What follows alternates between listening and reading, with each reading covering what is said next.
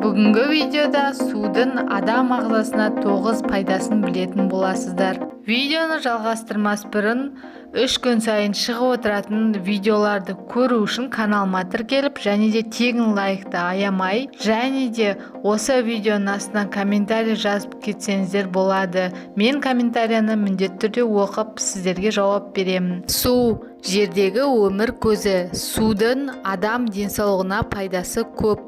Суды дұрыс ішудің бірнеше ережесін білсеңіз, оның пайдасын еселеуге болады. Күнде таңертең аш қарынға 1 стакан жылы су ішуді әдетке айналдырсаңыз, ағзада жағымды өзгерістер орын алады. Бірінші, ағза тазарады. Түнде ағза демалып қана қоймай, токсиндерден тазарады. Ал аш қарынға су ішу бұл процеске көмектесе түседі. Оған қоса жүйелі түрде су ішу бұлшықеттер, жасушалар мен жаңа эритроциттердің өңделуіне ықпал етеді екен. Екінші, көңіл-күй жақсарады. Аш қарынға ішілген судың токсиндерді шығарумен ағзаны іске қосу қабілеті адамның эмоциялық жағдайында да жағымды әсер етеді екен. Су жүйке жүйесіне жанама әсер ете отырып, ашушаңдықты басады және ұйқыны ашады. Үшінші, жүрек жұмысына көмектеседі. Жүрек қан тамырлар жүйесі ауруларының ең кең тараған түрлеріне инфаркт пен инсульт жатады. Олар әдетте қандағы сұйықтық мөлшері аз болғандықтан қан ұйықтарының түзілуінен пайда болады. Жүйелі түрде аш қарынға су ішу қан тамырлар жүйесіне жағымды әсер етеді және инсульт қаупін төмендетеді екен. Төртінші, асқазан ішек жолы ауруларын алдын алады. Қыжыл немесе асқазан ішек жолының басқа да жағымсыздықтары көбіне асқазандағы жоғары қышқылдықтың себебінен пайда болады. Егер аш қарынға уақытылы су ішсеңіз, ол қышқылды сұйылтады және жағымсыз сезімдерден арылтады.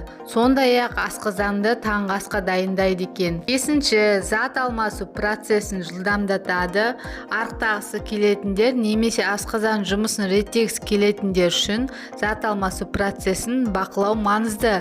Егер ол жеткілікті түрде жылдам болмаса, судың көмегіне жүгінуге болады. Аш қарынға ішілген су зат алмасу жылдамдығын 30%-ға арттырады екен. Алтыншы, тері жағдай жақсарады. Сыртқы келбетіні жақсы көрінгенін қаласаңыз, алдымен ішкі жағдайға мән беру керек. Бұл жерде ағзаны су тепе-теңдігін ұстап тұру маңызды рөл атқарады.